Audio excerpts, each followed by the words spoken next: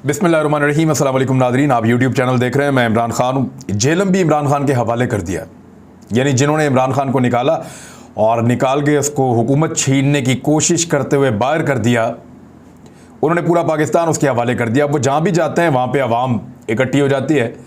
आज जेलम का जलसा था और जेलम के जलसे में इमरान खान को उसूली तौर पे मुकम्मल तौर पे नाकाम हो जाना चाहिए था, अगर तो शहबाज शरीफ की बात ठीक थी तो। रीज़न देता हूँ आपको मैं क्या है। जेलम के हर घर के अंदर, हर ख़ानदान के अंदर फ़ौजी हैं, यानी हर घर के अंदर फ़ौजी है, हर ख़ानदान में कई कई फ़ौजी हैं। ये पूरा इलाका जो है, इसको कहते हैं कि ये मार्शल रेस है, यानी बहुत ज़्यादा यहाँ पे लोग जो है वो फ़ौज में भर्ती होते हैं, बड़ी तादाद में लोग फ़ौज में जाते हैं। और जेलम इस हवाले से बहुत मकबूल भी है पाकिस्तान में। जेलम के अंदर बहुत सारे जर्नैल, ब्रिगेडियर्स, कर्नल्स, मेजर्स, यानी कौन सा ऐसा फ़ौज का रैंक है जो जेलम के रहने वालों को नहीं मिला। और बहुत सारे इनके पास एजाज़ात भी हैं। तो जेलम की सरजमीन को फ़ौजियों की सरजमीन नॉर्मली कहते हैं। अच्छा, अब जेलम में हुआ क्या कि इमरान खान साहब जलसा करने गए और इससे एक दिन पहले शहबाज शरीफ साहब ने यह प्रोपेगेंडा किया कि इमरान खान फ़ौज की मुखालफत कर रहे हैं और फ़ौज की तौहीन कर रहे हैं और फ़ौज के ऊपर लगातार कीचड़ उछालने की मुहिम चला रहे हैं। इसके ऊपर कौमी असम्बली में एक करारदाद भी पेश की गई और शहबाज शरीफ साहब ने बड़ा ज़ेर ज़बर के साथ इस मामले को उठाया। लेकिन हुआ क्या? हुआ ये कि जेलम के लोगों ने फैसला सुना दिया कि नहीं, इमरान खान और फ़ौज की कोई दुश्मनी नहीं है, इमरान खान फ़ौज के साथ कोई दुश्मनी नहीं कर रहे, बल्कि फ़ौज के अंदर या फ़ौज के ख़ानदानों के अंदर इमरान खान साहब की मोहब्बत और प्यार मौजूद है। और उसका सबूत जेलम में होने वाले इस जलसे के अंदर लोगों ने दे दिया। बहुत बड़ी तादाद में लोग थे। इमरान खान साहब ने क्या कुछ कहा वो मैं आपको बताता हूँ। ख़ास तौर पे लंदन बुलाया उन्होंने काबीना को, उस हवाले से बड़े सख्त इमरान खान साहब ने स्टेटमेंट दिए हैं। उन्होंने कहा कि एक तो इमरान खान को निकाला गया इस मुल्क से और ये रिजीम चेंज का ऑपरेशन हुआ है और अमेरिकन ने किया है। किस तरीके से, वो उन्होंने सारा तरीका दोबारा बताया। 30 साल तक इस मुल्क को लूटने वाले डाकुओं को मुसल्लत किया गया, लेकिन अल्लाह ताला ने एक करम कर दिया कि हमारी कौम की गैरत को जगा दिया और हमें बेदार कर दिया। ये कौम जो ला इलाहा इल्लल्लाह के नारे के ऊपर बनी थी और इसी नारे के साथ खड़ी थी, जितना भी शुक्र अदा करें अल्लाह ताला का वो कम है। हमारी खुददारी को ये जो करप्ट लोग थे पाकिस्तान के अंदर और जो गद्दार लीडर थे, इन्होंने ख़त्म कर दिया था। खुद तो इनमें गैरत थी नहीं, कौम को भी नुकसान पहुंचा रहे थे। अल्लाह तेरा लाख लाख शुक्र है, तूने हमारी खुददारी को जगा दिया। 26 साल से दुआ कर रहा था कि या अल्लाह मेरी कौम की खुददारी को जगा, और अल्लाह ताला ने मेरी कौम की खुददारी को जगा दिया है। इमरान खान साहब ने यह भी कहा कि 20 तारीख के बाद इस्लामाबाद की दावत दूंगा मैं पूरे पाकिस्तानियों को, और ने कहूँगा कि इस्लामाबाद आएँ। पहले मैंने 20 लाख का एक टारगेट सेट किया था कि 20 लाख लोग इस्लामाबाद आएंगे, लेकिन अब मैं जो देख रहा हूँ और जिस तरीके से पाकिस्तानी जलसों के अंदर आ रहे हैं, ये टारगेट अब 20 लाख नहीं है, नंबर बढ़कर 25 लाख लोगों तक पहुंच चुका है। यानी 25 लाख लोग इस्लामाबाद आएंगे। चेरी ब्लॉसम कौन है? इमरान खान ने पूछा लोगों से, तो लोगों ने शहबाज शरीफ का नाम लिया कि वो है चेरी ब्लॉसम। इंपोर्टेड वज़ीर आज़म का नाम लिया। कहता है कि इमरान खान फौज के खिलाफ बातें कर रहा है। चेरी ब्लॉसम तुम हो मीर जाफर। इमरान खान साहब ने फिर कह दिया, मैंने वो कल क्लिप भी सुनाया था, 4 साल पहले भी इमरान खान कह रहे थे कि जो मीर जाफ़र है वो ये दोनों भाई हैं, मीर जाफ़र, मीर सादक, यानी गद्दारों का जो रोल है वो ये दोनों भाई प्ले करते हैं। इमरान खान साहब के बकौल वो पहले भी ये कहते रहे हैं। तो उन्होंने दोबारा ये कहा। और आसिफ अली जरदारी, मैं ये कहता हूँ कि जब गीदड़ की मौत आती है तो वो शहर की तरफ भागता है, ये इमरान खान साहब ने कहा। सिंध को जरदारी से आज़ाद करवाने का वादा करता हूँ लोगों के साथ कि जो वो जुल्म वहाँ करता है, मैं सिंध के लोगों को जरदारी से आज़ादी दिलवाऊंगा। तुम लोगों ने जो सिंध को लूटा है, लॉन्चों के अंदर और जहाज़ों के अंदर भर भर कर डॉलर्स दुबई भेजते रहे हो, मैं सब जानता हूँ। तो इमरान खान साहब ने कहा कि तुम्हें कहा था कि मैं बाहर निकलकर ज़्यादा ख़तरनाक हो जाऊँगा। मैं अल्लाह का शुक्र अदा करता हूँ कि मेरी आवाम मेरे साथ खड़ी हो गई है। फिर साथ ही साथ उन्होंने कहा कि भारत ने पाकिस्तान के खिलाफ एक प्रोपेगेंडा किया था। माजी में ये खबर मैंने आपको बताई थी नादरीन, जो बड़ा सीरियस इशू था इंडियन क्रॉनिकल्स का। EU डिसइंफो लैब थी एक बरतानिया की, यूरोप की, वहाँ पे उन्होंने एनालिसिस करके बताया था कि भारत ने 600 जाली मीडिया हाउसेज और वेबसाइट्स वगैरह बनाई हुई हैं जिनके ज़रिए से वो पाकिस्तान की फ़ौज और रियासत के ख़िलाफ़ और हुकूमत के ख़िलाफ़ प्रोपेगेंडा करता है। तो इमरान खान साहब ने उसके बारे में बताया कि ये जो 600 जाली मीडिया हाउसेज और वेबसाइट्स वगैरह भारत ने बनाई थी और NGOs बनाई थी, जिसको EU डिसइन्फो लैब ने पकड़ा था, उनके 2 निशाने होते थे पाकिस्तान में। नंबर 1 फ़ौज और नंबर 2 इमरान खान। इमरान खान साहब ने कहा कि वो ऐसा क्यों करते थे, क्योंकि उनको पता था कि ये 2 ऐसी चीज़ें हैं जो पाकिस्तान को जोड़ कर रखती हैं। एक तो फ़ौज, वो पूरे पाकिस्तान को जोड़ कर रखती है, पाकिस्तान की सालमियत, पाकिस्तान की हिफाजत और पाकिस्तान के इकट्ठे जुड़े रहने की एक ज़मानत है पाकिस्तान की फ़ौज। और दूसरा पाकिस्तान तहरीक इंसाफ, वो इसलिए कि इस वक्त ये वाहिद पॉलिटिकल पार्टी है जो पूरे पाकिस्तान में है।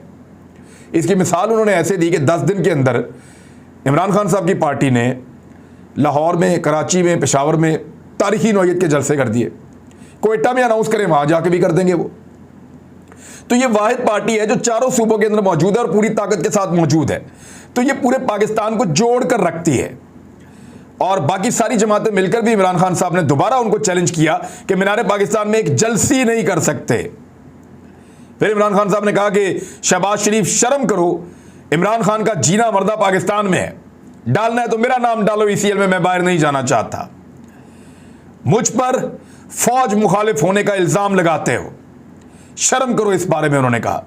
फिर उन्होंने बताया कि कब कब इन लोगों ने क्या क्या किया है। और वो तो आजकल सारे क्लिप चल रहे हैं कि फ़ौज के ऊपर जितनी गालम गलोच मुस्लिम लीग नून ने की, जितनी गालम गलोच नवाज शरीफ ने, मरीम नवाज ने, मौलाना फजल रहमान ने तो ये भी कहा था कि आपका वो हाल कर देंगे जो अफगानिस्तान में तालिबान ने अमरीकी फ़ौजियों का कर दिया है।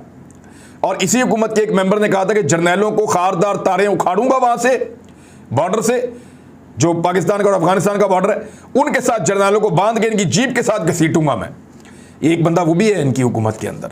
और वो ख्वाजा आसिफ भी हैं जिन्होंने कहा था कि आज तक 48 हो, 65 हो, 71 हो, 98 हो, कोई जंग हमारी फौज ने नहीं जीती। वो भी इस हुकूमत के अंदर है। और बहुत सारे लोग हैं इस हुकूमत के अंदर शामिल हैं। इमरान खान साहब ने बताया कि उन्होंने अपने 3.5 सालों में एक भी निजी दौरा नहीं किया।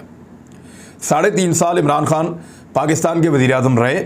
और ये बात ठीक है कि उन्होंने इन 3.5 सालों में अपने बीवी बच्चों को मिलने के लिए भी कोई, यानी अपने बच्चों को मिलने के लिए भी कोई एक निजी दौरा नहीं किया। उन्होंने ज़ाती नौयत का जो हो कि मैं निजी दौरा करने के लिए जा रहा हूँ, मैं उम्रे पे जा रहा हूँ निजी दौरे के लिए, ये भी नहीं किया उन्होंने। एक भी निजी दौरा इमरान खान का 3.5 साल में नहीं है, वो पाकिस्तान के अंदर मौजूद रहे। अब ज़रा नवाज शरीफ और जरदारी साहब का डाटा देख लें। नवाज शरीफ साहब ने 24 दौरे, यानी 2 दर्जन दौरे सरकारी अखराजात के ऊपर लंदन के किए, जो उनके निजी दौरे थे। फैमिली वहाँ पे है ना, पैसा वैसा वहाँ पे है, जायदादें वहाँ पे हैं। तो 24 दौरे, यानी हर 2.5 महीने के बाद एक दौरा नवाज शरीफ का, बल्कि इससे ज़्यादा बन जाते हैं, क्योंकि नवाज शरीफ को 3.5 साल तक ही इक़्तिदार में रहे हैं। 3 साल तक आप समझ लें, 4 साल तक इक़्तिदार में रहे हैं। तो इतने सालों के अंदर यानी हर 2 महीने में एक दौरा नवाज शरीफ साहब का लंदन का होता था और सरकारी खर्च के ऊपर होता था। आसिफ अली जरदारी साहब जो है वो 5 साल तक इस मुल्क के सदर रहे हैं और आसिफ अली जरदारी ने दुबई के 50 निजी दौरे किए हैं।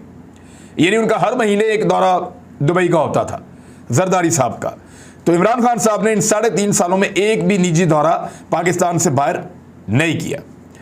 फिर उन्होंने ये भी बताया कि नवाज शरीफ मोदी के जूते पॉलिश करने के लिए जब गया तो हुर्रियत रहनुमाओं ने ये कहा कि हमसे भी मिलो, तो नवाज शरीफ उनसे मिला ही नहीं, बल्कि ये अहकामात जारी किए। और ये रिकॉर्ड का हिस्सा है, वाकई ये पाकिस्तान के रिकॉर्ड का हिस्सा है कि उस वक्त नवाज शरीफ साहब ने कहा था कि भारतीय हुकूमत के खिलाफ, नरेंद्र मोदी के खिलाफ या कश्मीरियों के हक में कोई भी सख्त स्टेटमेंट ना दिया जाए। उन्होंने कहा कि नवाज शरीफ के दौर में मोदी ने कहा कि हमारा जर्नैल जो है वो दहशतगर्द है, और नवाज शरीफ को कहा कि वो बहुत अच्छा आदमी है।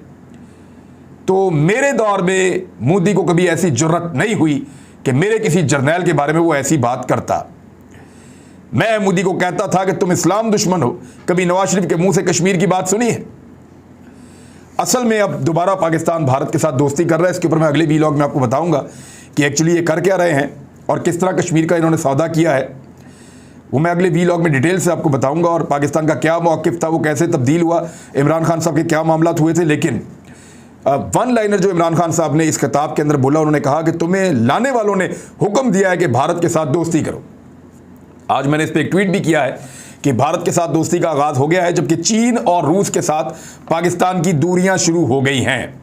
इमरान खान साहब ने फिर दावा किया कि रूस 30% कम कीमत पर गंदम और तेल बेचने पर तैयार था, भारत उनसे यह फायदा उठा रहा है। हालांकि भारत अमेरिका का बहुत बड़ा इत्तेहादी है, लेकिन पाकिस्तान को यह फायदा नहीं उठाने दिया जा रहा, क्योंकि पाकिस्तान को जब भी यह फायदा उठाना होगा तो भिखारियों को पहले जाकर इजाजत लेनी पड़ेगी अपने आकाओं से जो उनको लेकर आए हैं।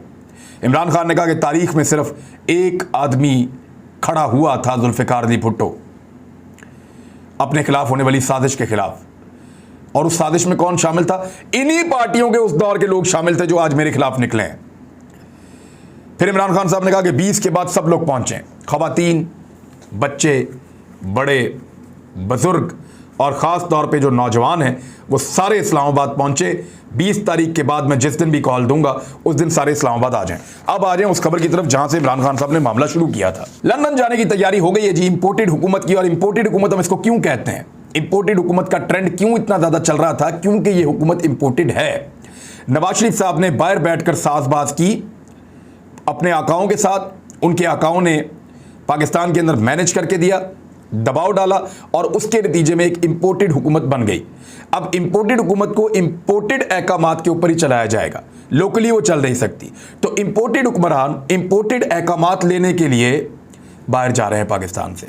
कौन कौन जा रहा है इसके अंदर? एक तो जा रहे हैं जी शहबाज शरीफ, एक जा रहे हैं राना सनाउल्लाह, एहसन इकबाल, मरियम औरंगजेब, ख्वाजा साद रफ़ीक, ख्वाजा आसिफ, अयाज सादिक, मलक अहमद खान, अताउल्लाह तारड़, खुरम दस्तगीर और शाहिद खाकान अब्बासी पहले से ही वहाँ पे मौजूद हैं।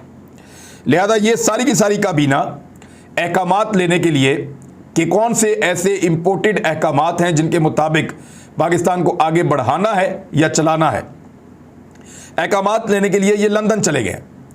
और अब लंदन जा रहे हैं, आज रात को लंदन रवाना हो रहे हैं। अब जब आप ये सुन रहे होंगे शायद उस वक्त तक चले गए होंगे।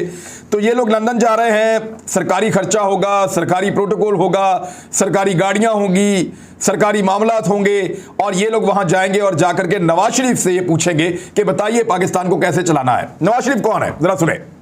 नवाज शरीफ एक सजा याफ्ता मुजरिम है जो जेल के अंदर मौजूद थे और उनको निकाला गया इस बुनियाद पे कि इनकी खुदा न खास्ता मौत हो सकती है, ये बहुत ज़्यादा बीमार है, इनको बाहर निकाला जाए। उनको बाहर निकाला गया और फिर पाकिस्तान की मुअज़्ज़िज़ अदलिया ने 50 रुपए के स्टाम्प पेपर के ऊपर इस शख्स को 4 हफ्ते के इलाज की शर्त के ऊपर बैरून मुल्क भिजवा दिया। यानी एक शख्स को जेल से निकाला, 50 रुपए का स्टाम्प पेपर लिया और जिसने गारंटी दी थी उस स्टाम्प पेपर में वो इस वक्त पाकिस्तान का वज़ीर आज़म है और उसका छोटा भाई भी है। आज से 2.5 साल पहले उसको पाकिस्तान से बाहर निकाल दिया 50 रुपए के स्टाम्प पेपर के ऊपर। वहां जाते ही वो आदमी सेहतमंद हो गया, उसने आज तक कोई इलाज नहीं करवाया। अदालतें रोजाना बुलाती हैं, इश्तिहारी भी है, मफरूर भी है, मुजरिम भी है, भगौड़ा भी है। पाकिस्तान की अदालतें उसको बुला रही हैं, वो नहीं आ रहा। अब वो शख्स इंपोर्टेड अहकामात लेकर बैठा हुआ है बरतानिया में और उसके पास पेश होने के लिए जारी है पाकिस्तान की काबीना का एक बड़ा हिस्सा, जिसमें मैंने आपको बताया कि वज़ीर आज़म से लेके अहम तरीन वज़रा सारे के सारे उसमें शामिल हैं। ये सारे जा रहे हैं अहकामात लेने के लिए। ये अहकामात लेंगे मियां मोहम्मद नवाज शरीफ से, वो शख्स जो मुजरिम है, भगौड़ा है, इश्तिहारी है, मफरूर है, और उससे अहकामात लेंगे और वो बताएगा कि मुल्क को कैसे चलाना है, वो बताएगा कि करना क्या है। एक्चुअली मैं आपको अंदर की खबर दूंगा, हमारे भी सोर्सेज हैं, मैं आपको बताऊंगा कि एक्चुअली नवाज शरीफ ने इन सबको क्यों बुलाया। मुझे थोड़ा सा इसके ऊपर काम कर लेने और इनके अंदर चल क्या रहा है।